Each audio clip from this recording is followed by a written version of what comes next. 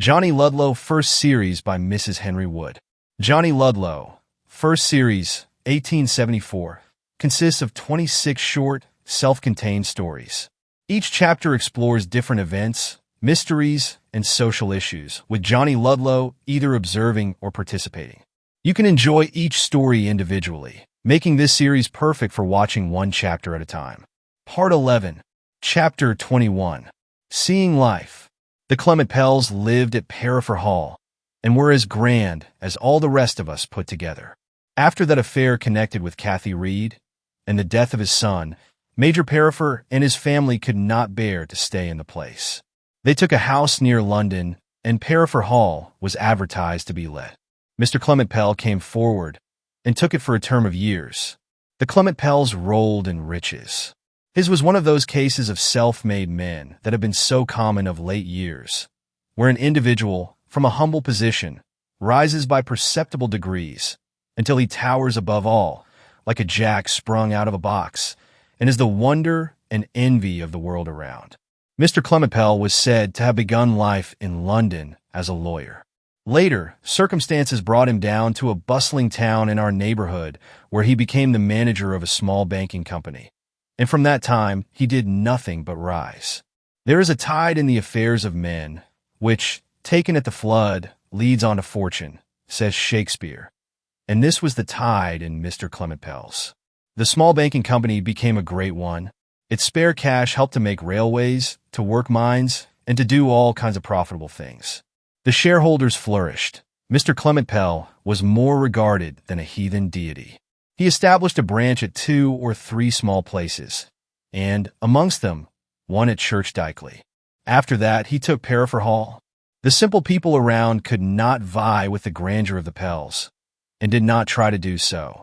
The Pells made much of me and Joseph Toddetley, perhaps because there was a dearth of young fellows near, and often asked us to the hall. Mrs. Pell, a showy, handsome woman, turned up her nose at all but the best families, and would not associate with farmers, however much they might live like gentlefolk. She was decisive in manner, haughty, and ruled the house and everything in it, including her husband, with iron will. In a slight degree, she and her children put us in mind of the Perifers, for they held their heads in the clouds as the Perifers had done, and the ostentation they displayed was just the least bit vulgar. Mr. Pell was a good-looking, gentlemanlike man, with a pleasant, hearty, straightforward manner that took with everyone.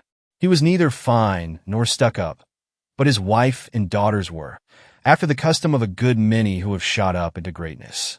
And now that's the introduction to the Clement Pells. One year, they took a furnished house in London and sent to invite me and Todd up in the summer. It was not very long after we had paid that visit to the Whitneys and Miss Devine. The invitation was cordially pressed, but Squire Toddetley did not much like our going. "Look here, you boys," said he, as we were starting, for the point was yielded. "I'd a great deal rather you were going to stay at home. Don't you let the young Pells lead you into mischief." Todd resented the doubt. "We are not boys, sir." "Well, I suppose you'd like to call yourselves young men," returned the pater. "You in particular, Joe. But young men have gone up to London before now, and come home with their fingers burnt." Todd laughed. "They have. It is this, Joe. Johnny, listen to me. A young fellow, just launched on the world, turns out very much according to the companions he is thrown amongst and the associations he meets with. I have a notion that the young Pells are wild, fast, as it is called now. So take care of yourselves. And don't forget that though their purses may be unlimited, yours are not." 3 footmen came rushing out when the cab stopped at the house in Kensington, and the Pells made much of us. Mr. Pell and the eldest son, James, were at the chief bank in the country. They rarely spared the time to come up, but the rest were in town. Mrs. Pell, the 4 girls, the 2 sons, and a new German governess. The house was not as large as Perifer Hall, and Todd and I had a top room between us, with 2 beds in it. Fabian Pell held a commission in the army. Augustus was reading for the bar. He was never called at home anything but Gusty. We got there just before dinner, and dressed for it. Finding dress was expected. A worn-looking, fashionable man of 30 was in the drawing-room when we went down, the Honorable Mr. Creighton, and Fabian brought in 2 officers. Mrs. Pell wore blue, with a string of pearls on her neck that were too big to be real. The two girls were in white silk and white shoes. Altogether, considering it was not a state occasion, but a friendly dinner, the dresses looked too fine, more suited to a duke's table, and I wondered what Mrs. Todditley would have said to them. "Will you take Constance into dinner, Mr. Todditley?" Todd took her. She was the second girl. The eldest, Martha Jane, went in with one of the officers. The younger girls, Leonora and Rose, dined in the middle of the day with the governess. Gusty was not there, and Fabian and I went in together. "Where is he?" I asked of Fabian. "Gusty? Oh, knocking about somewhere. His getting home to dinner's always a chance. He has chambers in town. Why the idea should have come over me, I know not, unless it was the tone Mrs. Pell spoke in, but it flashed across my mind that she was looking at Todd as a possible husband for her daughter Constance. He was not of an age to marry yet, but some women like to plot and plan these things beforehand. I hated her for it. I did not care that Todd should choose one of the Pells. Gusty made his appearance in the course of the evening, and we fellows went out with him. The squire was right. It was fast life at the Pells, and no mistake. I don't believe there was a thing that cost money, but Fabian and Gusty Pell and Creighton went in for it. Creighton was with them always. He seemed to be the leader. The Pells followed him like sheep. Todd went with them. I sometimes, but they did not always ask me to go.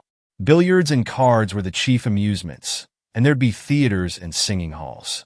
The names of some of the places would have made the squire's hair stand on end. One, a sort of private affair that the Pells and Creighton said it was a favor to gain admittance to, was called Paradise. Whether that was only the Pells or Creighton's name for it, we did not hear. In a paradise, it was when you were inside, if decorations and mirrors can make one. Men and women in evening dress sang songs in a kind of orchestra, to which you might listen sitting and smoking or lounging about and talking. If you preferred a rubber at whist or a hand at écarté in another room, there you had it. Never a thing was there, apparently, that the squire could reasonably have grumbled at, except the risk of losing money at cards and the sense of intoxicating pleasure. But I don't think it was a good place to go to. The Pells called all this seeing life. It would not have done Todd much harm, for he had his head on his shoulders the right way, but for the gambling. It is a strong word to use, but the play grew into nothing less. Had the squire said to us, "Take care you don't learn to gamble up in London," Todd would have resented it as much as if he had been warned not to go and hang himself, feeling certain that there was no more chance of one than the other. But gambling, like some other things, drinking for instance, steals upon you by degrees, too imperceptibly to alarm you. The Pells and Creighton and other fellows that they knew went in for cards and billiards wholesale. Todd was asked at first to take a quiet hand with them, or just play for the tables, and he thought no more of complying than if the girls had pressed him to make one at the round game of Old Maid, or to while away a wet afternoon at Bagatelle. There was no regularity in Mrs. Pell's household. There was no more outward observance of religion than if we'd lived in heathendom. It was so different from Todd's last London visit, when he was at the Whitneys. There you had to be at the breakfast table to the moment, 8:30, and to be in at bedtime, unless engaged out with friends. Sir John read a chapter of the Bible morning and night, and then, pushing the spectacles lower on his old red nose, he'd look over them at us and tell us simply to be good boys and girls. Here you might come down at any hour from 9 or 10 to 11 or 12 and ring for fresh breakfast to be supplied. As to staying out at night, that was quite ad libitum. A manservant sat up till morning to open the door. I was initiated less into the card-playing than Todd, and never once was asked to make one at pool, probably because it was taken for granted that I had less money to stake. Which was true. Todd had not much for the matter of that, and it never struck me to think he was losing wholesale. I got home one night at 12, having been dining at Miss Devine's and going to a concert with her afterwards. Todd was not in, and I sat up in our room, writing to Mr. Brandon, which I had put off doing until I felt ashamed. Todd came in as I was folding the letter. It was hot weather, and he stretched himself out at the open window. "Are you going to stop there all night, Todd?" I asked by and by. "It's 1 o'clock. I may as well stop here, for all the sleep I shall get in bed," was his answer, as he brought his head in. "I'm in an awful mess, Johnny." "What kind of mess?" "Debt. Debt." "What for?" "Card playing. answered Todd, shortly. And betting at pool? Why do you play? I'll be shot if I would ever have touched one of their cards, or their billiard balls either, had I known what was to come of it. Let me once get out of this hole, and neither Gusty Pell nor Creighton shall ever draw me in again. I'll promise them that. How much is it that I owe? 25 pounds. 25 what? I cried, starting up. Don't wake up the next room, Johnny. 25 pounds. And not a stiver in my pocket to go on with. I owe it to Creighton. Sitting on the edge of his bed, he told me how the thing had crept upon him. At first they only played for shillings. One night Creighton suddenly changed the stakes to sovereigns. The other fellows playing took it as a matter of course, and Todd did not like to make a fuss and get up. I should, Todd, I interrupted. I dare say you would, he retorted. I didn't, but I honestly told them that if I lost much, my purse would not stand it. Oh, that need not trouble you, they said. When we rose that night, I owed Creighton 19 pounds. They must be systematic gamblers. No, not that. Gentlemen who play high. Since then I have played, hoping to redeem my losses. They tell me I shall be sure to do it. But the redemption has not come yet, for it is 25 pounds now. Todd, I said, after a pause, it would about kill the pater. It would awfully vex him. And that's what is doing the mischief, you see, Johnny. I can't ride home for the money without telling him what I want it for.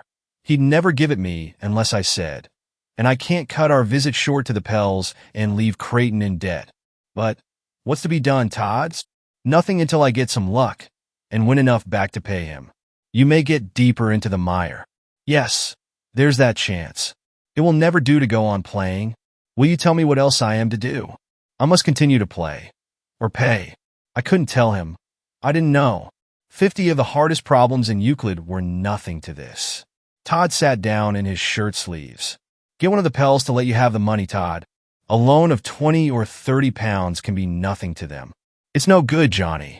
Gusty is cleaned out. As to Fabian, he never has any spare cash, what with one expensive habit and another. Oh, I shall win it back again. Perhaps tomorrow. Luck must turn. Todd said no more. But what particularly struck me was this. That to win money from a guest in that way, and he a young fellow not of age, whose pocket money they knew to be limited, was not at all consistent with the idea of their being gentlemen. The next evening we were in a well-known billiard room. Fabian Pell, Creighton, and Todd were at pool. It had been a levee day or something of that sort, and Fabian was in full regimentals. Todd was losing, as usual. He was no match for those practice players. I wish you would get me a glass of water, Johnny, he said. So I got it. In turning back after taking the glass from his hand, who should I see on the high bench against the wall, sitting just where I had been sitting a minute before, but my guardian and trustee, Mr. Brandon. Could it be he? Old Brandon in London, and in a billiard room. It is never you, sir. Here. Yes, it is I, Johnny Ludlow, he said in his squeaky voice. As to being here, I suppose I have as much right to be here as you have, perhaps rather more. I should like to ask what brings you here. I came in with those three, I said, pointing towards the board. He screwed up his little eyes and looked. Who are they? He asked. Who's the fellow in scarlet? For he did not happen to know these two younger Pells by sight. That's Fabian Pell, sir. The one standing with his hands in his pockets, near Joseph Todd Hitley, is the Honorable Mr. Creighton. Who's the Honorable Mr. Creighton? I think his father is the Earl of Lackland. Oh, one of Lackland's sons, is he? There's 6 or 8 sons of them, Johnny Ludlow, and not a silver coin amongst the lot. Lackland never had much, but what little was he lost at horse racing. The sons live by their wits, I've heard. Lord's sons have not much work in them. The Honorable Mr. Creighton, your two friends had better take care of themselves. The thought of how Todd had taken care of himself flashed into my mind. I wouldn't have old Brandon know it for the world. I posted a letter to you today, sir. I did not know you were from home. What was it about? Nothing particular, sir. Only I had not written since we were in London. How long are you going to stay here, Johnny Ludlow? About another week, I suppose. I mean here, in this disreputable room.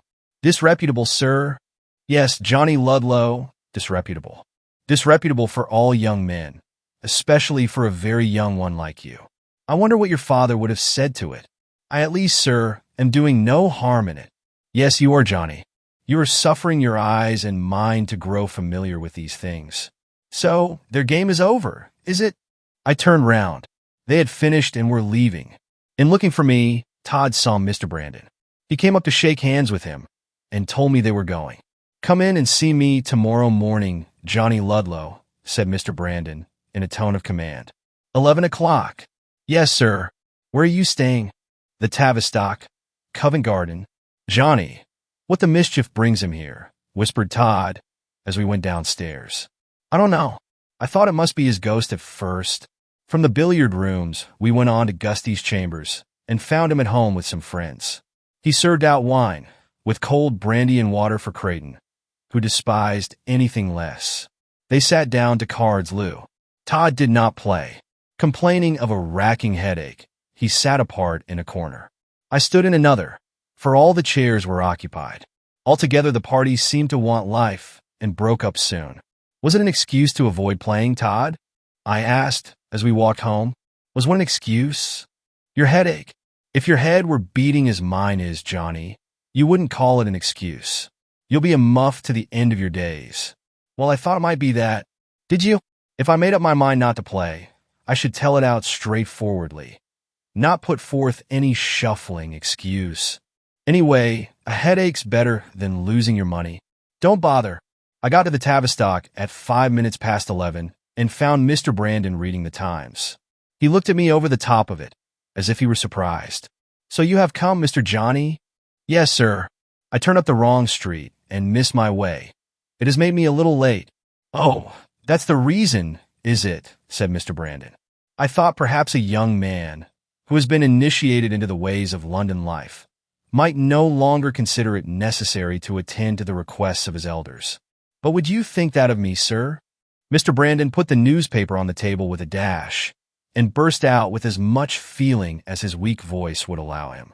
Johnny Ludlow, I'd rather have seen you come to sweep a crossing in this vile town than to frequent one of its public billiard rooms. But I don't frequent them, Mr. Brandon. How many times have you been in? Twice in the one where you saw me. Once in another. 3 times in all? That's 3 times too much. Have you played? No, sir. There's never any room for me. Do you bet? Oh, no. What do you go for, then? I've only gone in with the others when I've been out with them. Pell's sons and the Honorable Mr. Creighton. Rather ostentatious of you, Johnny Ludlow, to hasten to tell me he was the Honorable. My face flushed. I had not said it in that light. One day at Pershore Fair, in a booth, the clown jumped onto the boards and introduced himself. Continued Mr. Brandon. I'm the clown, ladies and gentlemen, said he. That's the Honorable Mr. Creighton, say you dat. And so you have gone in with Mr. Creighton and the Pells, and with Joseph Todditley.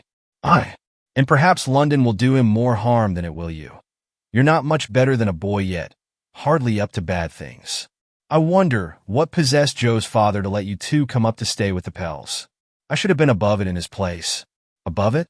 Why, Mr. Brandon, they live in 10 times the style we do, and spend 20 times as much over it.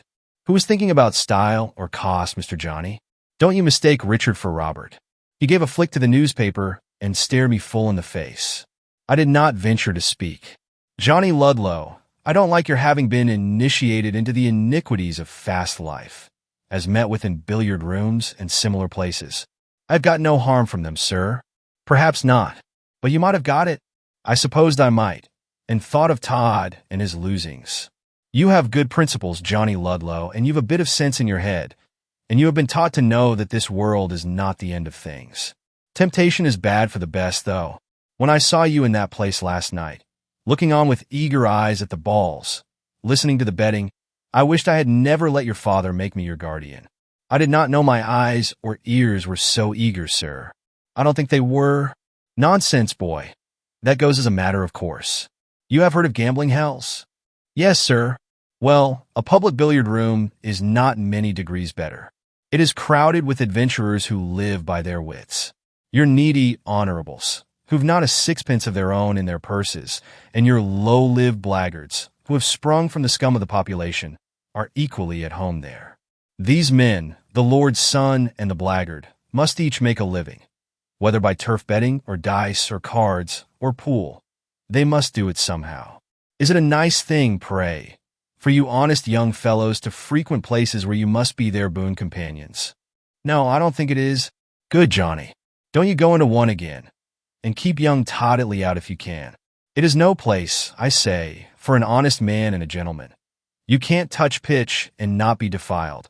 Neither can a youngster frequent these billiard rooms and the company he meets in them, and come away unscathed. His name will get a mark against it. That's not the worst. His soul may get a mark upon it, and never be able to throw it off again during life. You turn mountebank and dance at wakes, Johnny, rather than turn public billiard player. There's many an honest mountebank, dancing for the daily crust he puts into his mouth. I don't believe you'd find one honest man amongst billiard sharpers. He dropped the paper in his heat. I picked it up, and that's only one phase of their fast life. These billiard rooms, he continued. There are other things, singing halls and cider cellars and all sorts of places. You steer clear of the lot, Johnny. And warn Toddley. He wants warning perhaps more than you do. Todd has caught no harm, I think, except... Except what? Asked he sharply as I paused. Except that I suppose it costs him money, sir. Just so. A good thing, too. If these seductions, as young fools call them, could be had without money, the world would soon be turned upside down. But as to harm, Johnny, once a young fellow gets to feel at home in these places, I don't care how short his experience may be, he loses his self-respect. He does, and it takes time to get it back again. You and Joe had not been gone 5 minutes last night, with your honorable and the other fellow in scarlet, when there was a row in the room. 2 men quarreled about a bet. Sides were taken by the spectators, and it came to blows. I have heard some reprobate language in my day, Johnny Ludlow, but I never heard such as I heard then. Had you been there, I'd have taken you by the back of the neck and pitched you out of the window, before your ears should have been tainted with it.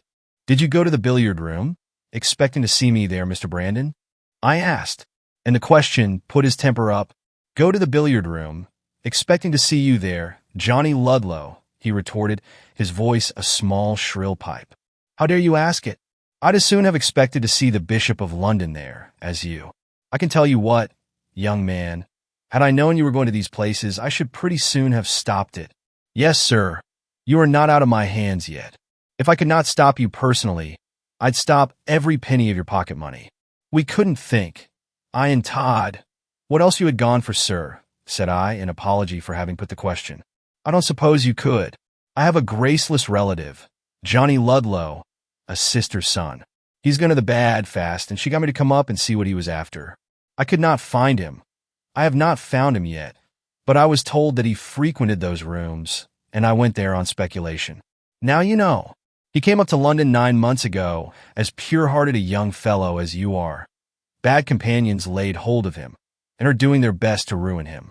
I should not like to see you on the downward road, Johnny, and you shan't enter on it if I can put a spoke in the wheel. Your father was my good friend. There is no fear for me, Mr. Brandon. Well, Johnny, I hope not. You be cautious, and come and dine with me this evening. And now will you promise me one thing? If you get into any trouble or difficulty at any time, whether it's a money trouble or what not, you come to me with it. Do you hear? Yes, sir. I don't know anyone I would rather take it to. I do not expect you to get into one willingly, mind. That's not what I mean, but sometimes we fall into pits through other people. If ever you do, though it were years to come, bring the trouble to me. And I promised, and went, according to the invitation, to dine with him in the evening. He had found his nephew, a plain young medical student with a thin voice like himself. Mr. Brandon dined off boiled scrag of mutton. I and the nephew had soup and fish and fowl and plum pudding. After that evening, I did not see anything more of old Brandon. Upon calling at the Tavistock, they said he had left for the rest of the week, but would be back on the following Monday. And it was on the following Monday that Todd's affairs came to a climax. We had had a regal entertainment, fit for regal personages, as it seemed to us simple country people, inexperienced in London dinner-giving. Mrs. Pell headed her table in green gauze, gold beetles in her hair, and a feathered fan dangling. Mr. Pell, who had come to town for the party, faced her. The 2 girls, the 2 sons, and the guests were dispersed on either side. 18 of us in all. Creighton was there as large as life, and of the other people I did not know all the names. The dinner was given for some great gun who had to do with railway companies. He kept it waiting 20 minutes, and then loomed in with a glistening bald head and a yellow rose in his coat. His wife, a very little woman in pink, on his arm. "I saw your father yesterday," called out Pell down the table to Todd. "He said he was glad to hear you were enjoying yourselves."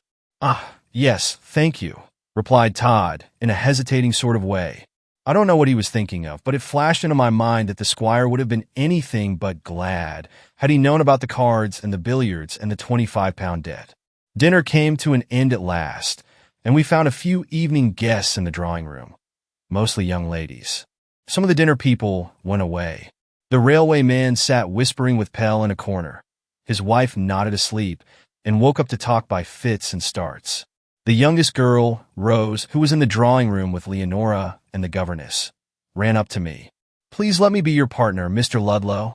They're going to dance a quadrille in the back drawing room." So I took her, and we had the quadrille. Then another that I danced with Constance.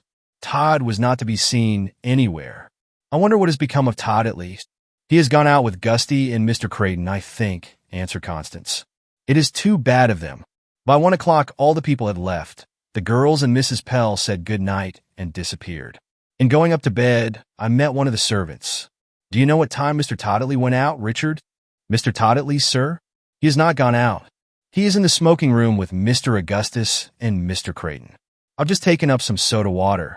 I went on to the smoking room, a small den, built out on the leads of the second floor, that no one presumed to enter except Gusty and Fabian. The cards lay on the table in a heap, and the three round it were talking hotly. I could see there had been a quarrel. Some stranger had come in, and was standing with his back to the mantelpiece. They called him Templey, a friend of Creighton's. Templey was speaking as I opened the door. "It is clearly a case of obligation to go on, of honor. No good in trying to shirk it, Toddetley." "I will not go on," said Todd, as he tossed back his hair from his hot brow with a desperate hand. "If you increase the stakes without my consent, I have a right to refuse to continue playing. As to honor, I know what that is as well as anyone here." They saw me then, and none of them looked too well pleased. Gusty asked me what I wanted, but he spoke quite civilly. "I came to see after you all. Richard said you were here. What they have been playing at, I don't know whether whist, écarté, loo, or what." Todd, as usual, had been losing frightfully. I could see that. Gusty was smoking. Creighton, cool as a cucumber, drank hard at brandy and soda. If that man had swallowed a barrel of cognac, he would never have shown it.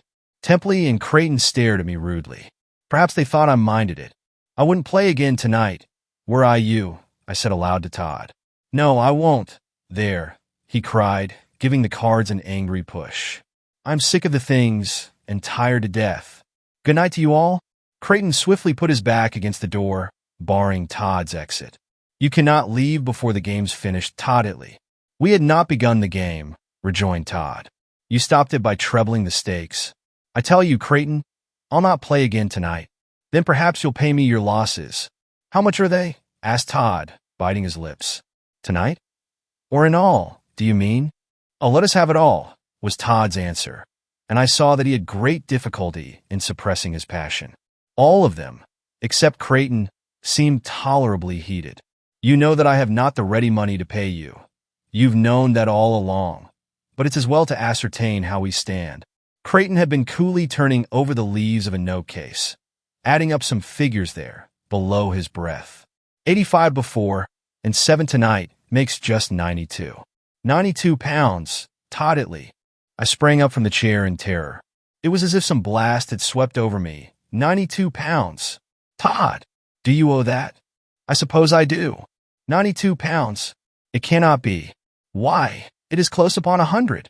Creighton laughed at my consternation, and Templey stared. "If you'll go on playing, you may redeem some of it, Toddetley," said Creighton. "Come, sit down."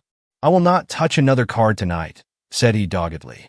"I have said it, and I am not one to break my word, as Johnny Ludlow here can testify to. I don't know that I shall play again after tonight." Creighton was offended. Cool though he was, I think he was somewhat the worse for what he had taken. Perhaps they all were. "Then you'll make arrangements for paying your debts," said he, in scornful tones. "Yes, I'll do that," answered Todd. And he got away. So did I. After a minute or two, Gusty kept me talking. In passing upstairs, for we slept on the third floor, Mr. Pell came suddenly out of a room on the left, a candle in one hand and some papers in the other, and a look on his face as of some great trouble. "What? Are you young men not in bed yet?" he exclaimed. "It is late. We are going up now. Is anything the matter, sir?" I could not help asking. "The matter?" he repeated. "I thought you looked worried." "I am worried with work," he said, laughing slightly. "While others take their rest, I have to be up at my books and letters. Great wealth brings great care with it, Johnny Ludlow, and hard work as well. Good night, my lad." Todd was pacing the room with his hands in his pockets. It was a terrible position for him to be in, owing £100, to put it in round numbers, for a debt of honor. No means of his own, not daring to tell his father. I mounted on the iron rail of my little bed opposite the window and looked at him. "Todd, what is to be done?" "For 2 pins I'd go and enlist in some African regiment," growled he. "Once over the seas, I should be lost to the world here, and my shame with me." "Shame? Well, and it is shame. An ordinary debt that you can't pay is bad enough, but a debt of honor." He stopped and caught his breath with a sort of sob, as if there were no words strong enough to express the sense of shame. "It will never do to tell the pater." "Tell him," he exclaimed sharply. "Johnny, I'd cut off my right hand.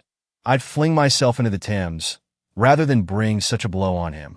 "Well, and so, I think it would kill him as sure as we are here, Johnny.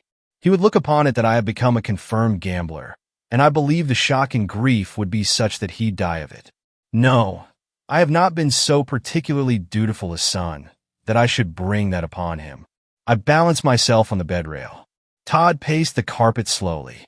"No, never," he repeated, as if there had not been any pause. "I would rather die myself, but what is to be done? Heaven knows. I wish the Pells had been far enough before they had invited us up. I wish you had never consented to play with the lot at all, Todd. You might have stood out from the first. But one glides into these things unconsciously.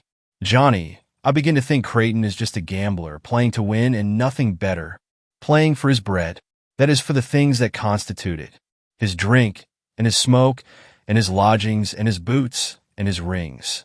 Old Brandon said it. As to his dinners, he generally gets them at friends' houses. Old Brandon said it. Did he? Why, I told you so the same day. And you bade me shut up. Do you know what they want me to do, Johnny? To sign a post-obit bond for 200 or so, to be paid after my father's death. It's true. Creighton will let me off then. And will you do it? I cried, feeling that my eyes blazed as I leaped down. No, I won't. And I told them so tonight. That's what the quarrel was about. Every young fellow does it whose father lives too long and keeps him out of his property, said that Templey. Maybe so. I won't, I answered. Neither will I. I'd rather break stones on the road than speculate upon the good pater's death, or anticipate his money in that manner to hide my sins. Gusty Pell ought to help you. Gusty says he can't. Fabian, I believe, really can't. He is in difficulties of his own. And sometimes, Johnny, I fancy Gus is. Creighton fleeces them both, unless I am mistaken. Yes, he's a sharper. I see through him now. I want him to take my IOU to pay him as soon as I can. And he knows I would do it, but he won't do that. There's 2 o'clock. It was of no use sitting up, and I began to undress. The question reiterated itself again and again. What was to be done? I lay awake all night thinking, vainly wishing I was of age. Fanciful thoughts crossed my mind, of appealing to rich old Pell and asking him to lend the money, not betraying Gusty and the rest by saying what it was wanted for, of carrying the story to Miss Devine and asking her, and lastly, of going to old Brandon and getting him to help. I grew to think that I would do this, however much I disliked it, and try Brandon, that it lay in my duty to do so. Worn and haggard enough looked Todd the next morning. He had sat up nearly all night. When breakfast was over, I started for the Tavistock, whispering a word to Todd first. Avoid the lot today, Todd. I'll try and help you out of the mess. He burst out laughing in the midst of his perplexity. You, Johnny. What next? Remember the fable of the lion and the mouse. But you can never be the mouse in this. You might have a boy. Thank you all the same, Johnny. You mean it well. Can I see Mr. Brandon? I asked at the hotel of a strange waiter. Mr. Brandon, sir? He is not staying here. Not staying here? No, sir, he left some days ago. But I thought he was coming back again. So I believe he is, sir. But he has not come yet. Do you know where he is? At Brighton, sir. It was about as complete a floorer as I ever wished to get. All the way along, I had been planning which way to break it to him. I turned from the door, whistling and thinking. Should I go after him to Brighton? I had the money and the time. Why should I not do so? Heaven alone knew how much depended upon Todd's being released from trouble. Heaven alone knew what desperate course he might take in his shame, if not released from it. Dropping a note to Todd, saying I should be out for the day, and getting a porter to take it up, I made the best of my way to the nearest Brighton station, and found a train just starting. Brighton was a large place, and they could not tell me at the Tavistock what hotel Mr. Brandon was staying at, except that one of the waiters thought it might be the Old Ship, and that's where I first went on arrival. No one of the name of Brandon was at the Old Ship, so there I was like an owl in a desert, wondering where to go next. And how many hotels and inns I tried before I found him, it would be impossible to remember now. One of the last was up Kemptown Way, the Royal Crescent Hotel. Is Mr. Brandon staying here? Mr. Brandon of Warwickshire? Yes, sir. It was so very unexpected an answer after all the failures that I hardly believed my own ears. Mr. Brandon was not well, the waiter added, suffering from cold and sore throat, but he supposed I could see him. I answered that I must see him. I had come all the way from London on purpose. Old Brandon was sitting in a long room, with a bow window looking out on the sea, some broth at his elbow, and a yellow silk handkerchief resting cornerwise on his head. Mr. Ludlow, sir, said the waiter, and he dropped the spoon into the broth and stared at me as if I were an escaped lunatic. Why, you? What on earth brings you here, Johnny Ludlow? To tell him what was the hardest task I'd ever had in my life, and I did it badly. Sipping spoonfuls of broth and looking hard at me whilst he listened did not help the process. I don't know how I got it out, or how confused was the way I told him that I wanted £100 of my own money. £100, said he. You are a nice gentleman, Johnny Ludlow. I am very sorry, sir, to have to ask it. The need is very urgent, or I should not do so. What's it for? Questioned he. It is to pay a debt, sir, I answered, feeling my face flush hot. Whose debt? By the way he looked at me, I could see that he knew as plainly as though I had told him that it was not my debt. And yet, but for letting him think it was mine, he might turn a deaf ear to me.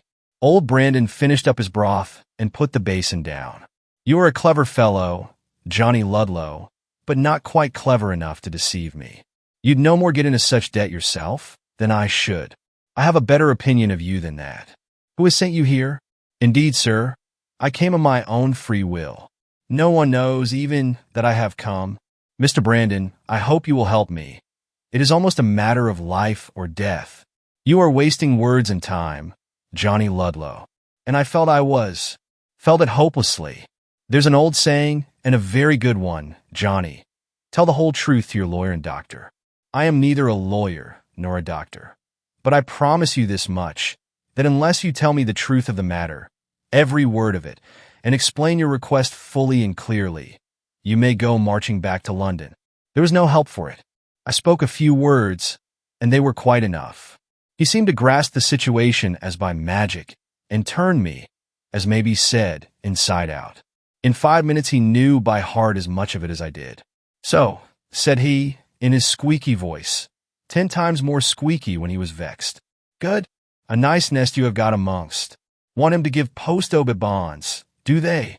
Which is Todd Italy, a knave or a fool? He has refused to give the bonds. I said, sir. Bonds? Who's talking of bonds? He retorted. For playing, I mean. He must have been either a knave or a fool. To play till he owed £100 when he knew he had not the means to pay. But I have explained how it was, sir.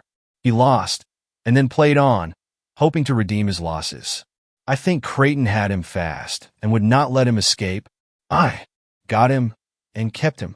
That's your grand friend, the Honorable Johnny Ludlow. There, give me the newspaper. But you will let me have the money, sir?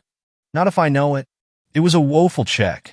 I sat on and begged as if I had been begging for life, saying I hardly knew what, that it might save Todd from a downhill course, and spare grief to the poor old squire, and pain to me, pain that would lie on my mind always, knowing that I possessed the money, yet might not use it to save him. It's of no use, Johnny. I have been a faithful guardian to you, and done well by your property. Could your dead father look back on this world and see the income you'll come into when you are of age, he would know I speak the truth. You cannot suppose I should waste any portion of it, I don't care how slight a one, in paying young men's wicked gambling debts. I prayed him still. I asked him to put himself in my place and see if he would not feel as I felt. I said that I should never, as I truly believed, have an opportunity of spending money that would give me half the pleasure of this, or do half the good. Besides, it was only a loan. Todd was sure to repay it when he could. No, old Brandon was hard as flint. He got up and rang the bell. We'll drop it, Johnny. What will you take? Have you had anything since breakfast? No, sir. But I don't want anything. Bring up dinner for this young gentleman, he said, when the waiter appeared. Anything you have that's good. And be quick about it, please. They brought up a hastily prepared dinner, and very good it was. But I could scarcely eat for sorrow.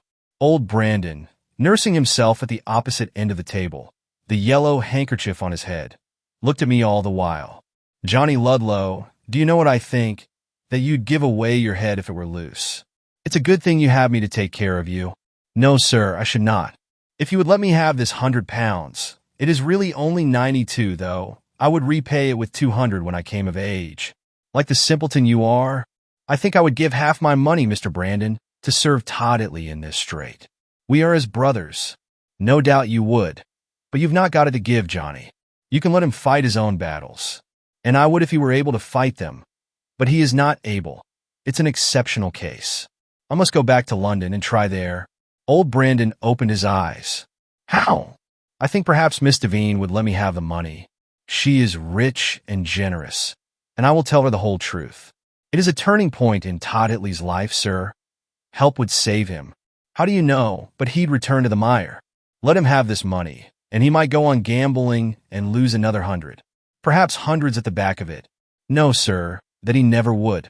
He may go deeper into the mire if he does not get it. Enlist or something.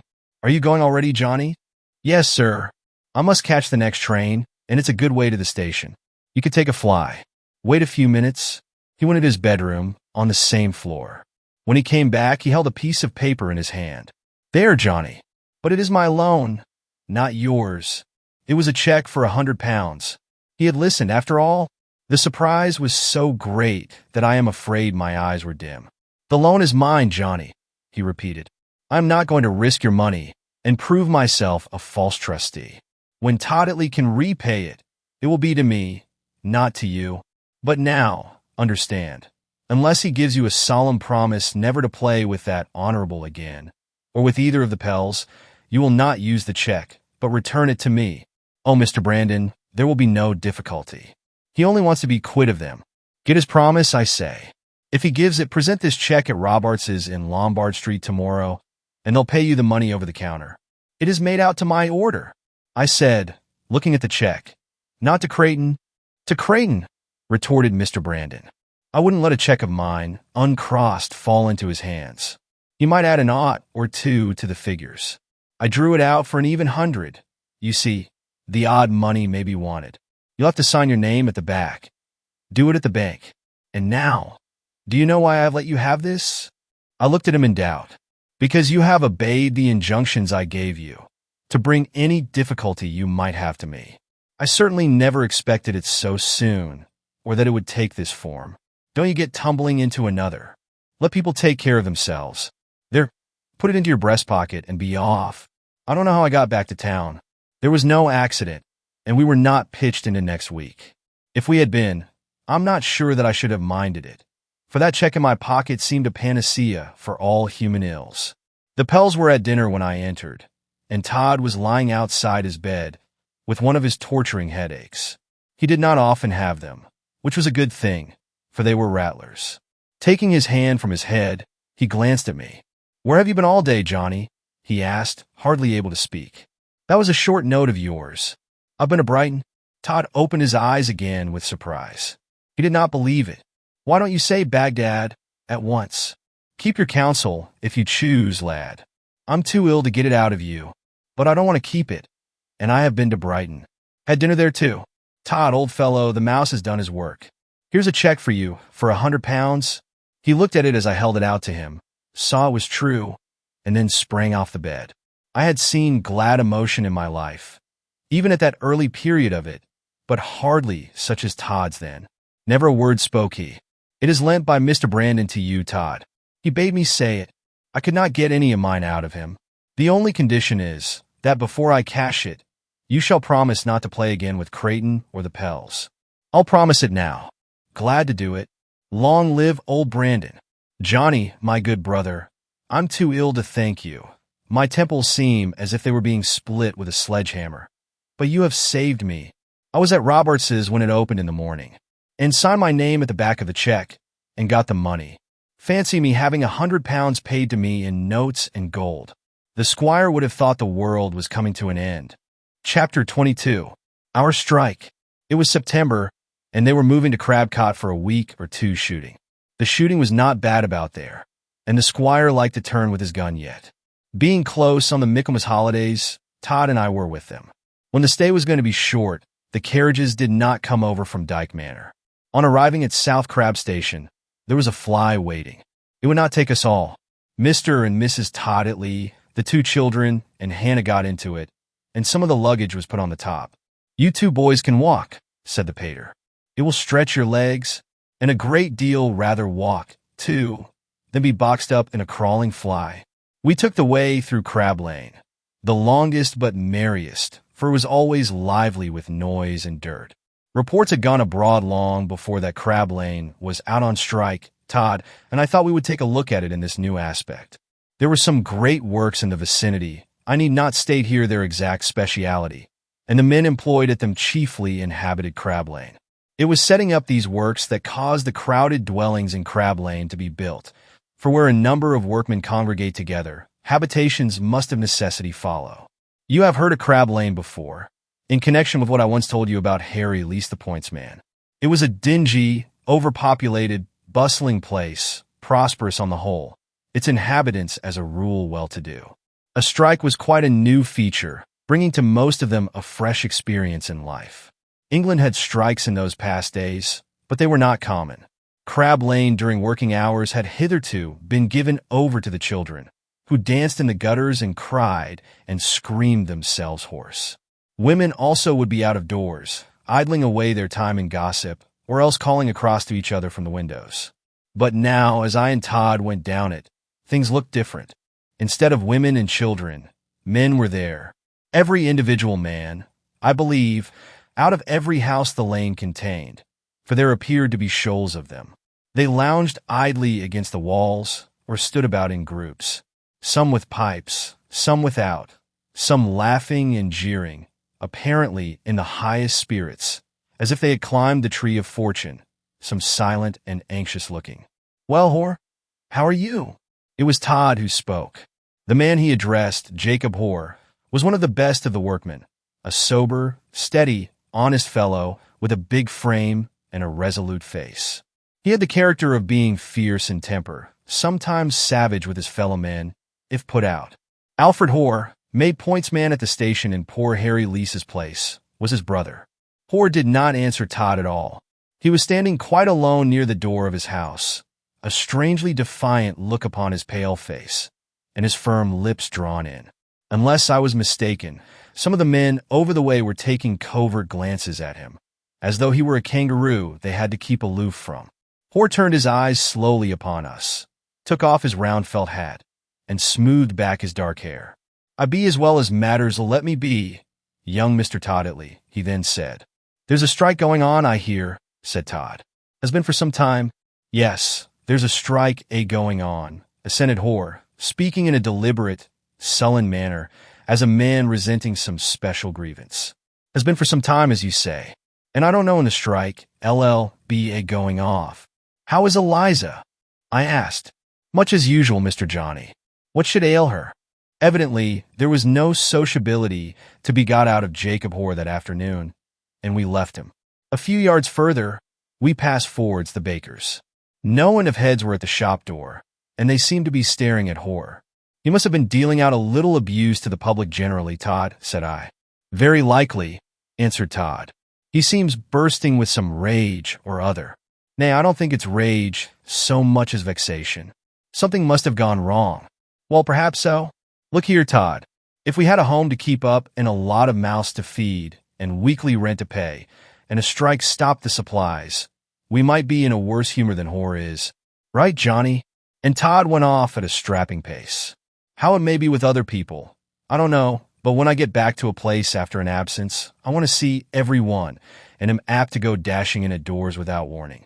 It won't take us a minute to look in on Miss Timmins, Todd, I said as we neared the schoolhouse. She'll tell us the news of the whole parish. Take the minute then, if you like, said Todd. I'm not going to bother myself with Miss Timmins. Neither perhaps should I. After that, for Todd swayed me still, but in passing the door, it was opened wide by one of the little scholars. Miss Timmins sat in her chair, the lithe, thin cane, 3 yards long, raised in her hand, its other end descending gently enough on the shoulders of a chattering girl. I don't keep it to beat, Em, Miss Timmins was wont to say of her cane, but just to tap Em into attention when they are beyond the reach of my hand.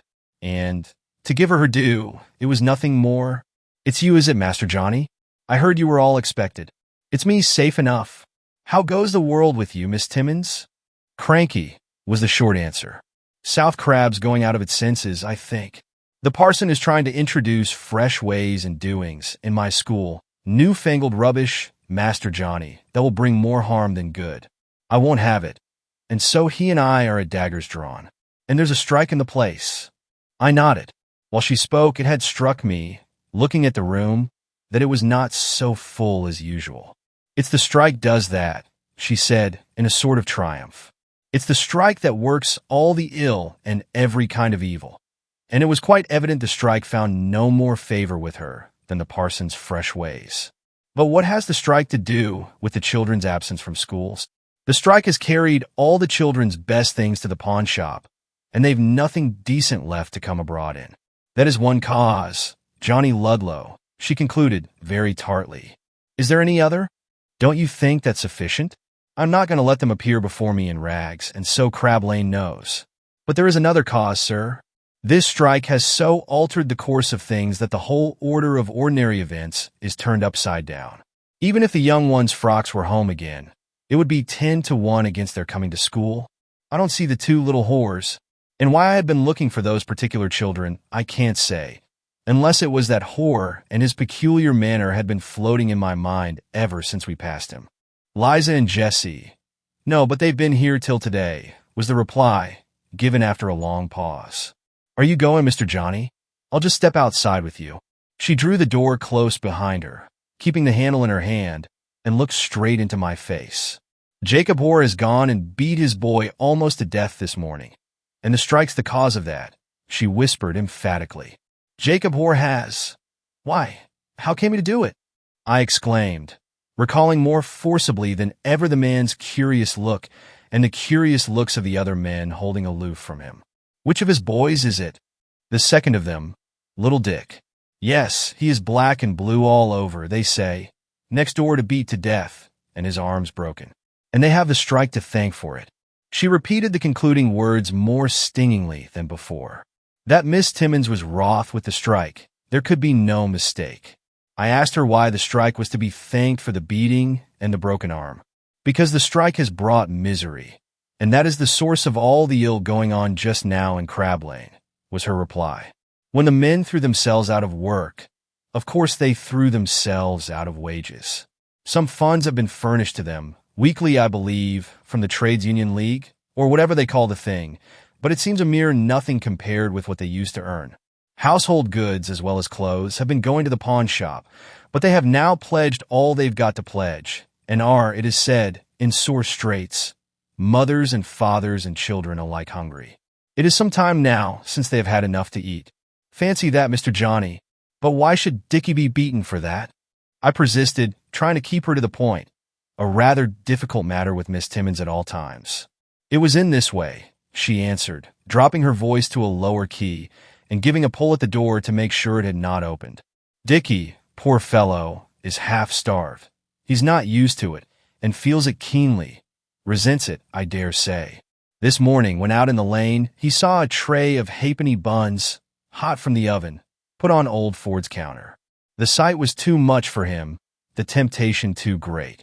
Dickie Hoare is naturally honest, has been up to now at all events, but I suppose hunger was stronger than honesty today.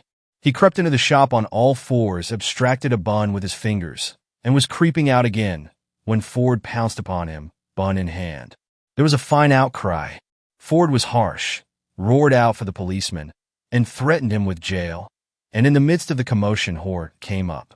In his mortification at hearing that a boy of his had been caught pilfering, he seized upon a thick stick that a bystander happened to have, and laid it unmercifully upon poor Dick, and broke his arm, and covered him with wheals beside.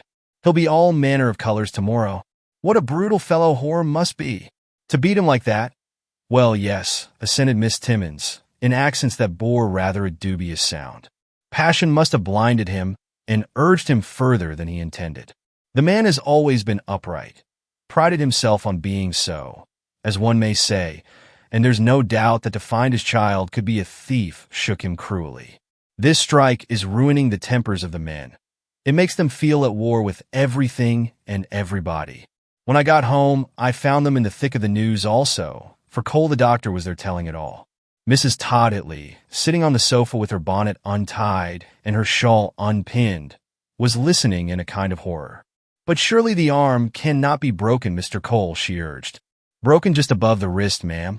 I ought to know, for I said it. Wicked little rascal, to steal the bun. As to Hoare, he is as fierce as a tiger when really enraged. Well, it sounds very shocking. So it does, said Cole. I think perhaps it may be productive of one good. Keep the boy from picking and stealing to the end of his life. He was hungry, you say? Famished, ma'am. Most of the young ones in Crab Lane are so, just now. The squire was walking up and down the room, his hands in his pockets. He halted and faced the doctor. Look here, Cole, what has brought this state of things about? A strike. And prolonged. Why? I should as soon have expected to hear the men had thrown up their work to become Merry Andrews. Who is in fault? The masters or the men? Cole lifted his eyebrows. The masters lay the blame on the men lay it on the masters. What is it the men are holding out for? To get more wages and to do less work? Oh, come, that's a twofold demand, cried the pater. Modest folk generally ask for one favor at a time. Meanwhile, things are all at 6s and 7s, I suppose, in Crab Lane? Aye, said the doctor. At worse than 6s and 7s, indoors and out. There are empty cupboards and empty rooms within, and there's a good deal of what's bad without. It's the wives and children that suffer, poor things. The men must be senseless to throw themselves out of work. The men only obey orders, cried Mr. Cole. There's a spirit of disaffection abroad. Certain people have constituted themselves rulers, and they say to the men, you must do this, and you must not do that. The men have yielded themselves up to be led, and do what they are told, right or wrong. I don't say they are wrong to try to get more wages if they can. It would be odd if we were to be debarred from bettering ourselves, spoke the squire. But to throw up their work whilst they are trying, there's the folly. There's where the shoe must tighten. Let them keep on their work whilst they agitate. They'd tell you, I expect, that the masters would be less likely to listen then than they are now. Well, they've no right, in common sense, to throw up their wives' and children's living, if they do their own, concluded the squire. Cole nodded. There's some truth in that, he said as he got up to leave. Anyway, things are more gloomy with us than you believe, squire. You may remember that I told you, when speaking of the court and my early home, how, when I was a little child of 4 years old, Hannah, my nurse, and Eliza, one of her fellow servants, commented freely in my hearing on my father's second marriage, and shook me well, because I was wise enough to understand them. Eliza was then housemaid at the court, and soon after this, she had left it to marry Jacob Hoare. She was a nice sort of young woman, in spite of the shaking, and I kept up a great acquaintance with her, and was free, so to say, of her house in Crab Lane, running in and out of it at will when we were at Crab Cot. A tribe of little whores arrived, one after another. Jackie, the eldest, over 10 now, had a place at the works and earned 2 shillings a week. "'Twarn't much," said whore the father, "but 'twas bringing his hand in." Dick, the second, he who had just had the beating, was 9. 2 girls came next, and there was a young boy of 3. Whore earned capital wages. To judge by the comfortable way in which they lived, I should think not less than 40 shillings a week. Of course, they spent it all, every fraction. As a rule, families of that class never put by for a rainy day. They might have done it, I suppose. In those days, provisions were nothing like as dear as they are now. The cost of living altogether was less. Of course, the whores had to suffer in common with the rest under the strike. But I did not like to hear of empty cupboards in connection with Eliza. No, nor of her boy's broken arm. And in the evening I went back to Crab Lane to see her. They lived next door, but one to the house that had been leased the Pointsmans. But theirs was far better than that tumble-down hut. Well, it was a change. The pretty parlor looked half dismantled. Its ornaments and best things had gone, as Miss Timmins expressed it, to adorn the pawn shop. The carpet also. Against the wall, on a small mattress brought down for him, lay Dickie and his bruises. Some of the children sat on the floor. Mrs. Whore was kneeling over Dickie and bathing his cheek, which was big enough for 2, for it had caught the stick kindly. "Well, Eliza!"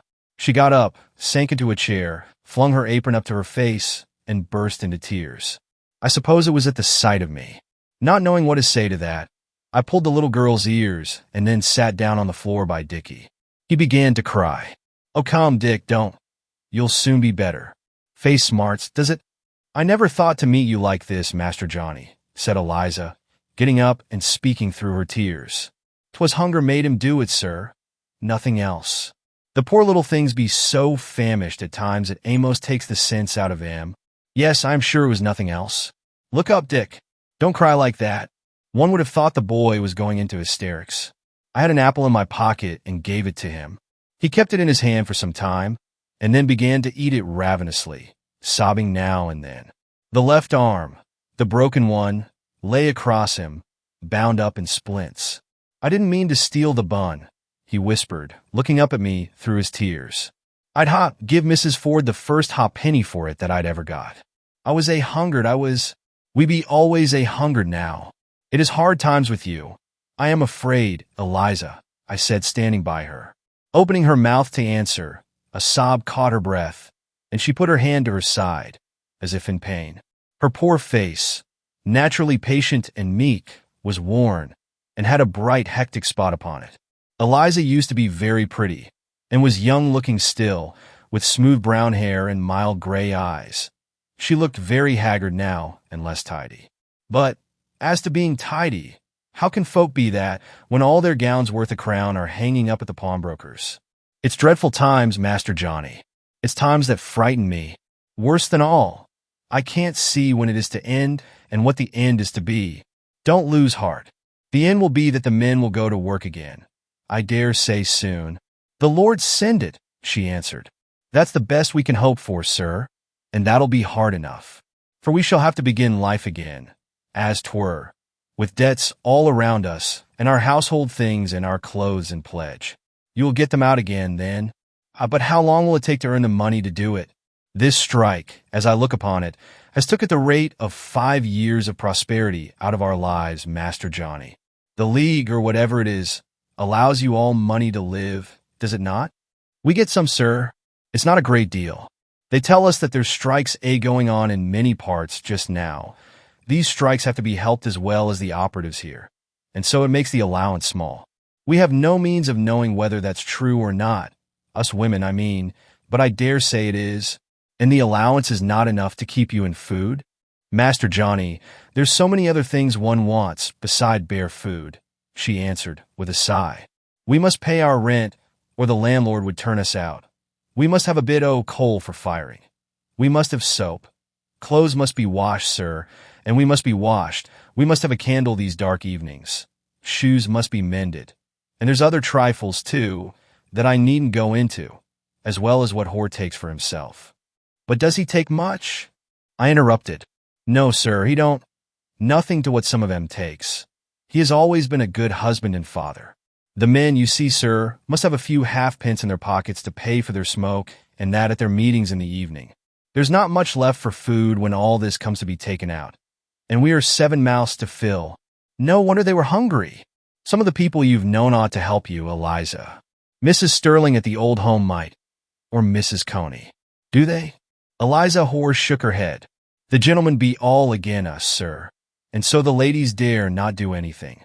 As to Mrs. Sterling, I don't know that she has so much as heard of the strike. All the miles off. You mean the gentlemen are against the strike? Yes, sir, dead agin it. They say strikes is the worst kind of evil that can set in, both for us and for the country, that it will increase the poor rates to a height to be afraid of, and in the end drive the work away from the land. Sitting here with my poor children around me at dusk to save candle, I get thinking sometimes that the gentleman may not be far wrong, Master Johnny. Seeing the poor, quiet faces lifted to me, from which every bit of spirit seemed to have gone, I wished I had my pockets full of buns for them. But buns were not likely to be there, and of money I had none. Buying one of the best editions of Shakespeare had just cleared me out. Where's Hoare? I asked in leaving. A hot flush overspread her face. He has not shown himself here, Master Johnny, since what he did to him, was her resentful answer, pointing to Dick. Afraid to face me he is? I'd not say too much to him, Eliza. It could not undo what's done, and might only make matters worse. I dare say Hoare is just as much vexed about it as you are. It's to be hoped he is. Why did he go and set upon the child in that cruel way? It's the men that goes in for the strike. 'Tisn't us. And when the worry of it makes 'em so low they hardly know where to turn, they must vent it upon us. Master Johnny, there are minutes now when I could wish myself dead, but for the children. I went home with my head full of a scheme, getting Mrs. Toddetley and perhaps the Connies to do something for poor Eliza Hoare. But I soon found I might as well have pleaded the cause of the public hangman. Who should come into our house that evening but old Coney himself? As if the strike were burning a hole in his tongue, he began upon it before he was well seated, and gave the squire his version of it. That is his opinion. It did not differ in substance from what had been hinted at by Eliza Hoare. Mr. Coney did not speak for the men or against them. He did not speak for or against the masters. The question of conflicting interests, he said, he was content to leave, but what he did urge, and very strongly, was that strikes in themselves must be productive of an incalculable amount of harm. They brought misery on the workmen, pecuniary embarrassment on the masters, and they most inevitably would, if persisted in, eventually ruin the trade of the kingdom. Therefore they should, by every possible means, be discouraged. The squire, in his hot fashion, took up these opinions for his own and enlarged upon them. When old Coney was gone and we had our slippers on, I told them of my visit to Eliza and asked them to help her just a little. Not by a crust of bread, Johnny, said the squire, more firmly and quietly than he usually spoke. Once begin to assist the wives and children, and the men would have so much the less need to bring the present state of things to an end. I am so sorry for Eliza, sir. So am I, Johnny. But the proper person to be sorry for her is her husband. Her weal and woe can lie only with him. If we could help her ever so little. The squire looked at me for a full minute. Attend to me, Johnny Ludlow. Once for all? N.O. The strike, as Coney says, must be discouraged by every means in our power. Discouraged, Johnny. Otherwise these strikes may come into fashion and grow to an extent of which no man can foresee the end. They will bring the workmen to one of two things, starvation or the workhouse. That result seems to me inevitable. I'm sure it makes me feel very uncomfortable, said the mater. One can hardly see where one's duty lies. Our poor rates are getting higher every day. What do you suppose they'll come to if this is to go on? Continued the squire. I'd be glad for the men to get better pay if they are underpaid now. Whether they are or not, I cannot tell. But rely upon it, striking is not the way to attain to it. It's a way that has ruined many a hopeful workman, who otherwise would have gone on contentedly to the end of his days. Aye, and has finally killed him. It will ruin many another. Various interests are at stake in this. You must perceive it for yourself, Johnny lad, if you have any brains, but none so great as that of the workmen themselves. With all my heart I wish, for their own sakes, they had not taken this extreme step. And if the poor children starve, sir, I venture to say, fiddlestick to starving. They need not starve while there's a workhouse to go to. And won't. That's more. Can't you see how all this acts, Mr. Johnny? The men throw themselves out of work. And when matters come to an extremity, the parish must feed the children. And we, the ratepayers, must pay. A pleasant prospect. How many scores of children are there in Crab Lane alone? A few dozens, I should say, sir. And a few to that. No, Johnny. Let the men look to their families' needs. For their own sakes. I repeat it. For their own best interests, I'll have them left alone. They have entered on this state of things of their own free will, and they must themselves fight it out. And now get you off to bed, boys. The pater's right, Johnny, cried Todd, stepping into my room as we went up, his candle flaring in the draught from the open staircase window. Right as right can be on principle, but it is hard for the women and children. It is hard for themselves, too, Todd. Only they have the unbending spirit of Britons, to hold out to the death and make no bones over it. I wish you'd not interrupt a fellow, growled Todd. Look here, I've got 4 and 6 pence, every farthing I can count just now. You take it and give it to Eliza. The pater need know nothing. He emptied his trousers pocket of the silver and went off with his candle. I'm not sure, but that he and I both enjoyed the state of affairs is something new. Had anyone told us a year ago that our quiet neighborhood could be disturbed by a public ferment such as this, we should never have believed it. The next morning, I went over to South Crab with the 4 and 6 pence.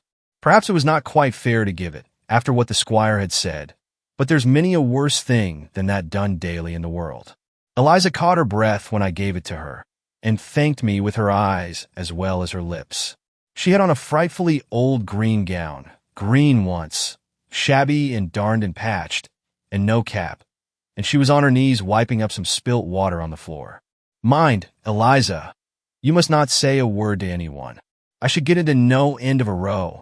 You were always generous, Master Johnny, even when a baby. Never mind that. It is not I who am generous now. The silver was given me for you by someone else. I am cleared out myself. Where's Dickie? He's upstairs in his bed, sir, too stiff to move. Mr. Cole, too, said he might as well lie there today. Would you like to go up and see him? As I ran up the staircase, open from the room, a vision of her wan face followed me, of the catching sob again, of the smooth brown hair which she was pressing from her temples. We have heard of a peck of troubles. She seemed to have a bushel of them. Dickie was a sight, as far as variety of colors went. There was no mistake about his stiffness. It won't last long, Dick, and then you'll be as well as ever. Dick's gray eyes, they were just like his mother's, looked up at mine. I thought he was going to cry. There, you will never take anything again, will you? Dick shook his head as emphatically as his starch condition allowed. Father says as he'd kill me the next time if I did. When did he say that? This morning, afore he went out. Dickie's room had a lean-to roof and was about the size of our jam closet at Crabcott. Not an earthly article was in it but the mattress he was lying on. Who sleeps here besides you, Dickie? Jackie and little Sam. Liza and Jessie sleeps by father and mother. Well, good day, Dickie. Whom should I come upon at the end of Crab Lane but the squire and Whore? The squire had his gun in his hand and was talking his face red. Whore leaned against the wooden palings that skirted old Massick's garden and looked as sullen as he had looked yesterday. I thought the pater had been blowing him up for beating the boy, but it seemed that he was blowing him up for the strike. Cole, the surgeon, hurrying along on his rounds, stopped just as I did. Not your fault, Whore, cried the squire. Of course I know it's not your fault alone, but you are as bad as the rest. Come, tell me what good the strike has done for you. Not much as yet, readily acknowledged Whore, in a tone of incipient defiance. To me it seems nothing less than a crime to throw yourself out of work. There's the work ready to your hands, spoiling for want of being done, and yet you won't do it. I do but obey orders, said Whore, who seemed to be miserable enough, in spite of the incipient defiance. But is there any sense in it? Reasoned the squire.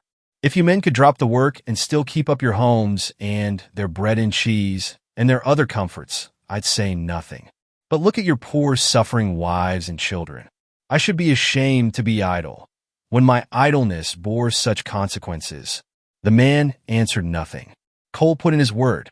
"There are times when I feel I should like to run away from my work and go in for a few weeks or months' idleness, Jacob Hoare, and drink my 2 or 3 glasses of port wine after dinner of a day, like a lord, and be altogether independent of my station and my patients, and of every other obligation under the sun. But I can't. I know what it would do for me. Bring me to the parish." "Do you think we throw up the work for the sake, being idle?" returned Hoare. "Do ye suppose, sirs," with a burst of a sigh, "that this state of things is a pleasure to us? We are doing it for future benefit. We are told by them who act for us, and who must know that great benefit will come of it if we be only firm, that our rights be in our own hands if we only persevere long enough in standing out for 'em. Us men has our rights, I suppose, as well as other folks. Those who, as you term it, act for you, may be mistaken, Hoare," said the squire. "I'll leave that point and go on to a different question. Do you think that the future benefit, whatever that may be, it's vague enough now, is worth the cost you are paying for it?"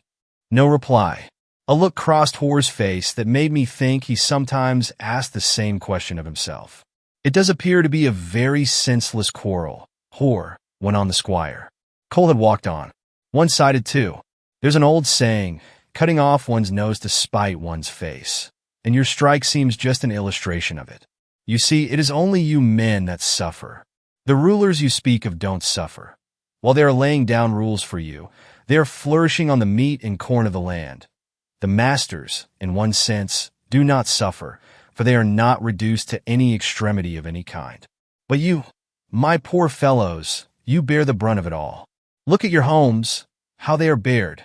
Look at your hungry children. What but hunger drove little Dick to crib that bun yesterday?" Hoare took off his hat and passed his hand over his brow and his black hair. It seemed to be a favorite action of his when in any worry of thought. "It has just ruined Jacob Hoare.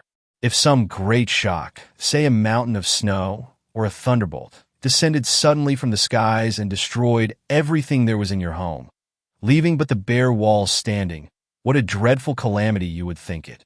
How bitterly you'd bemoan it.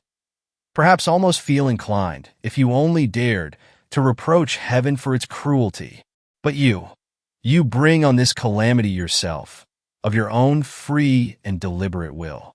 You have dismantled your home with your own fingers. You have taken out your goods and sold or pledged them to buy food. I hear you have parted with all." "A most," assented Hoare readily. As if it quite pleased him the squire should show up the case at its worst. "Put it that you resume work tomorrow, you don't resume it as a free man. You'll have a load of debt and embarrassment on your shoulders. You will have your household goods to redeem, if they are then still redeemable. You will have your clothes and shoes to buy to replace present rags, while on your mind will lie the weight of all this past time of trouble, cropping up every half hour like a nightmare. Now, is the future benefit you hint at worth all this?" Hoare twitched a thorny spray off the hedge behind the pails and twirled it about between his teeth. "Anyway," he said, the look of perplexity clearing somewhat on his face, "I be but doing as my mates do, and we are doing for the best. So far as we are told and believe, it'll be all for the best." "Then do it," returned the squire in a passion, and went stamping away with his gun. "Johnny, they are all pig-headed together," he presently said, as we crossed the stile into the field of stubble whence the corn had been reaped. "One can't help being sorry for them. They are blinded by specious arguments that will turn out, I fear, to be all moonshine. Hold my gun, lad. Where's that dog now?" "Here, Dash, Dash, Dash." Dash came running up, and Todd with him. In a fortnight's time, Crabcott was deserted again. Todd and I returned to our studies, the squire and the rest to Dyke Manor. As the weeks went on, scraps of news would reach us about the strike. There were meetings of the masters alone, meetings of the men and what they called delegates, meetings of masters and men combined. It all came to nothing. The masters at length offered to concede a little. The men, inwardly wearied out, sick to death of the untoward state of things, would have accepted the slight concession and returned to work with willing feet. But their rulers, the delegates or whatever they were, said no. And so the idleness and the pinching distress continued. The men got more morose, and the children more ragged. After that, things remaining in a chronic state of misery, I suppose, we heard nothing. Another lot of faggots, Thomas, and heap up the coal. This is weather. Goodness, man, don't put the coal on gingerly, as if you were afraid of it. Molly's a fool. We were in the cozy sitting room again at Crabcott. The squire was right. It was weather, the coldest I have ever felt in December. Old Thomas's hands were frozen with the drive from the station. Molly, who had come on the day before, had put about a handful of fire in the grate to greet us with. Naturally, it put the squire's temper up. "That their strikes ain't going on still, sir," began Thomas, as he waited to watch as would blaze up. "No," cried the squire, "for we had naturally supposed it to be at an end. It is though, sir, for the driver telled me, coming along, that Crab Lane was in a fine state for distress." "Oh dear, I wish I knew whose fault it is," bewailed Mrs. Todditley. "What more did the driver say, Thomas?" "Well, ma'am, he said it must be the men's fault, because there the work is still waiting for him, and they won't do it. The condition the poor children must be in, like hungry wolves," said old Thomas. "'Twas what Ford called him, and he ought to know. Own brother to Ford the baker, as lives in the very thick of the trouble." Scarcely anything was talked of that evening but the strike. Its long continuance half frightened some of us. Old Coney, coming in to smoke his pipe with the squire, pulled a face as long as his arm at the poor prospect. The squire wondered how much work would stay in the country. It was said the weekly allowance made to the men was not so much as it had been at first. It was also said that the society, making it, considered Crab Lane in general had been particularly improvident in spending the allowance, or would not have been reduced to its present distressed condition, which was not to be wondered at, in Mr. Coney's opinion. People used to very good wages, he said, could not all at once pull up habits and look at every farthing as a miser does.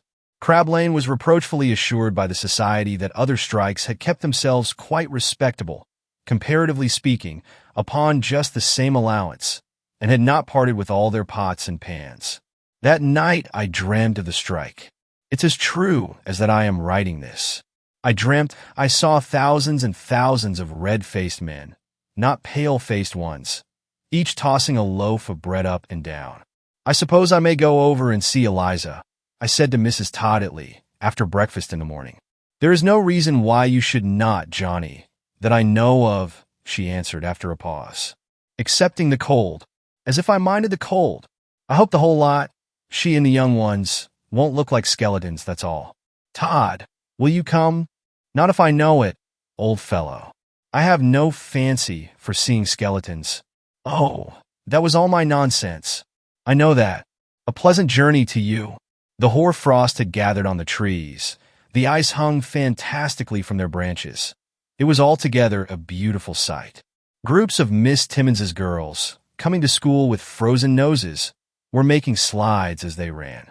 As to Crab Lane, it looked nearly deserted. The cold kept the men indoors. Knocking at Hoar's door with a noise like a fire engine, I went in with a leap. The scene I came upon brought me up short. Just at first I did not understand it. In the selfsame corner by the fireplace where Dickie's bed had been that first day was a bed now, and Eliza lay on it. And by her side, wedged against the wall, was what looked like a bundle of green baize with a calico nightcap on. The children, and really and truly they were not much better than living skeletons, sat on the floor. "What's to do here, you little mites? Is mother ill?" Dickie, tending the fire, I could have put it into a coconut, turned round to answer me. He had got quite well again, arm and all. "Mother's very ill," said he in a whisper. "That's the new baby." "The new what?" "The new baby," repeated Dick, pointing to the green bundle. "It's 2 days old." An old tin slop pail, turned upside down, stood in the corner of the hearth. I sat down on it to revolve the news and take in the staggering aspect of things. "What do you say, Dick? A baby? 2 days old?" "2 days," returned Dick. "I'd show him to you, but for fear, oh, waking mother. He came here the night afore last, he did, while we was all asleep upstairs, interposed the younger of the little girls, Jessie. Mr. Cole brought him in his pocket. Father said so. 'Twasn't the night afore last, corrected Liza. 'Twas the night afore that. Poor, pale, pinched faces, with never a smile on any one of them. Nothing takes the spirit out of children like long-continued famine. Stepping across, I looked down at Mrs. Hoare. Her eyes were half open, as if she were in a state of stupor. I don't think she knew me. I'm not sure she even saw me. The face was fearfully thin and hollow, and white as death. Wouldn't Mother be better upstairs, Dick? She's here, 'cause o' the fire, returned Dick, gently dropping on a bit of coal the size of a marble. There ain't no bed up there, neither. They've brought it down. The bed looked like a sack of shavings. From my heart, I don't believe it was anything else. At that moment, the door opened and a woman came in. A neighbor, I suppose, her clothes very thin. It's Mrs. Watts, said Dick. Mrs. Watts curtsied. She looked as starved as they did. It seems she knew me. She'd be very bad. Mr. Ludlow, sir? She seems so. Is it fever? Law, sir, it's more famine nor fever. If her strength can last out, why, well and good, she may rally. If it don't, she'll go, sir. Ought she not to have things, Mrs. Watts? Beef tea and wine and all that. Mrs. Watts stared a minute, and then her lips parted with a sickly smile. I don't know where she get 'em from, sir. Beef tea and wine. A drop o' plain tea is a'most more nor us poor can manage to find now. The strike have lasted long, you see, sir. Anyway, she's too weak to take much of anything. If I could bring some beef tea or some wine, would it do her good? It might just be the saving of her life, Mr. Ludlow, sir. I went galloping home through the snow. Mrs. Todditley was stoning raisins in the dining room for the Christmas puddings. Telling her the news in a heap, I sat down to get my breath. Ah, I was afraid so, she said quietly and without surprise.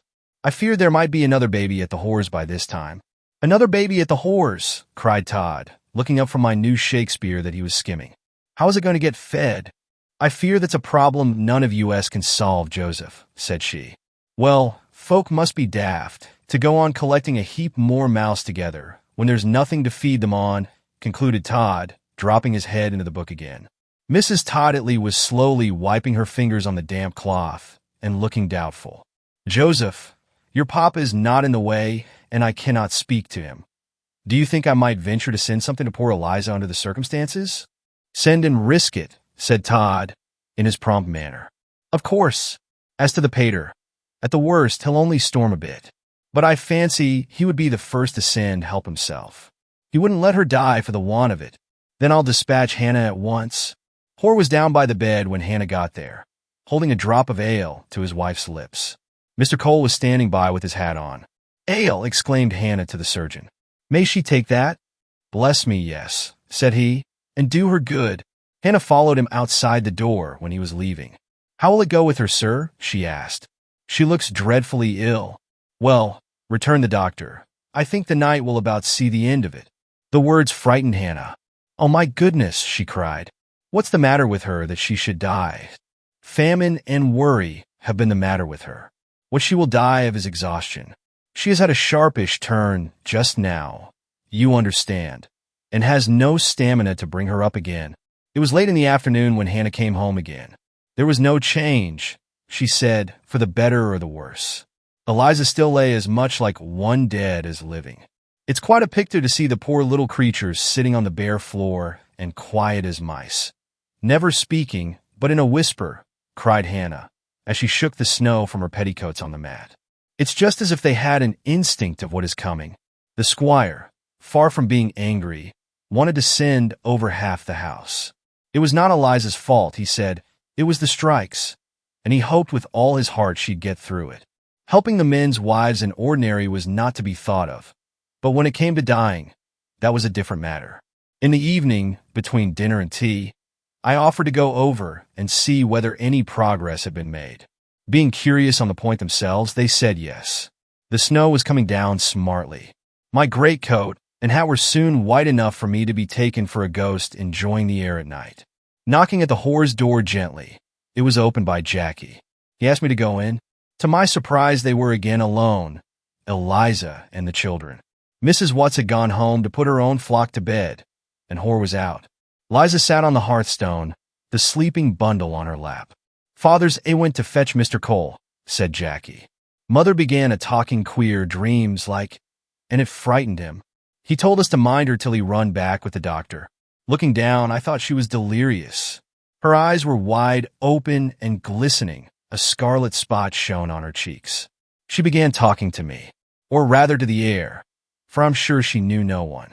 "A great bright place it is up there, all alight and shining, silvery like the stars. Oh, it's beautiful. The people being white, and no strikes can come in." "Shh, talking about the strikes all along," whispered Jackie, who was kneeling on the mattress. "Mother, mother, would you like a drop o' the wine?" Whether the word mother aroused her, or the boy's voice, and she had always loved Jackie with a great love, she seemed to recognize him. He raised her head as handy as could be, and held the teacup to her lips. It was half full of wine. She drank it all by slow degrees, and revived to consciousness. "Master Johnny," she said then in a faint tone. I could not help the tears filling my eyes as I knelt down by her in Jackie's place. She knew she was dying. I tried to say a word or two. "It's the leaving the children, Master Johnny, to strikes and things that kind, that's making it so hard for me to go. The world's full trouble. Look at what ours has been since the strike set in. I not so much mind that for them, though, for the world here don't last over long, and perhaps it's a'most as good to be miserable as easy in it, if I thought they'd all come to me in the bright place afterwards. But when one's clammed with famine and what not, it's a sore temptation to do wrong. Lord, bring them to me," she broke forth, suddenly clasping her hands. "Lord Jesus, pray for them and save them." She was nothing but skin and bone. Her hands fell, and she began plucking at the blanket. You might have heard a pin drop in the room. The frightened children hardly breathed. "I shall see your dear mamma, Master Johnny. I was at her deathbed. 'Twas me mostly waited on her in her sickness. If ever a sainted lady went straight to heaven, 'twas her. When I stood over her grave, I little thought my own ending was to be so soon. Strikes!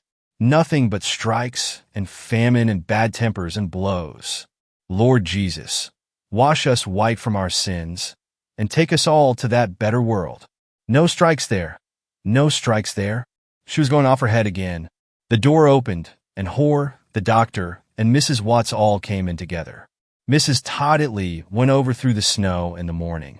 Eliza Hor had died in the night, and lay on the mattress, her wasted face calm and peaceful. Hor and the children had migrated to the kitchen at the back, a drafty place hardly large enough for the lot to turn round in. The eldest girl was trying to feed the baby with a teaspoon. "What are you giving it, Eliza?" asked Mrs. Toddley. "Sugar and water, with a sup milk in, please, ma'am. I hope you are contented. Jacob Hor, now you have killed your wife." Very harsh words, those for Mrs. Toddley to speak, and she hastened to soften them. But, as she said afterwards, the matter altogether was a cruel folly and sin, making her heart burn with shame. That is Hor, with the strike, for it is the strike that has killed her. Hor, who had been sitting with his head in the chimney, noticing no one, burst into a sudden flood of tears and sobbed for a minute or two. Mrs. Toddley was giving the children a biscuit apiece from her bag. "I did it all for the best," said Hor presently. "'Twasn't me that originated the strike. I but joined in it with the rest of my mates, and their wives and families are in no better plight than yours.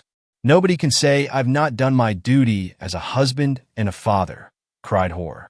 "I've not been a drunkard, nor a rioter, nor a spendthrift. I've never beat her nor swore at her, as some of 'em does. Well, she is lying there, and the strike has brought her to it. Is it so, or not?" Hor did not answer, only caught his breath with a sound of pain. "It seems to me, Hor, that the strikes cannot be the good things you think for," she said, her voice now full of pity for the man. "They don't bring luck with them. On the contrary, they bring a great deal of ill luck. It is you workmen that suffer, mostly in your wives and children. I do not pretend to judge whether strikes may be good from a political point of view. I am not clever, but they do tell very hardly upon your poor patient wives and little ones. And don't you see as they tell upon us men, too?" He retorted with a sob that was half pitiful, half savage. "Aye, and worst of all, for if they should be mistaken steps 'stead of right ones, we've got 'em on our conscience. But you go in for them, whore. You, individually. And this last night's blow is the result. It certainly seems that there must be a mistake somewhere. This has not been much to tell of, but it is true, and as strikes are all the go just now, I thought I would write out for you a scrap of one of ours. For my own part, I cannot see that strikes do much good in the long run, or at best, that they're worth the outlay. I do know, for I have heard and seen it, that through many a long day the poor wives and children can only cry aloud to heaven to pity them and their privations. In course of time the strike, it was the longest on record in our parts, though we have had a few since then, came to an end, upon which the men began life again with bare homes and sickly young ones, and a few vacant chairs.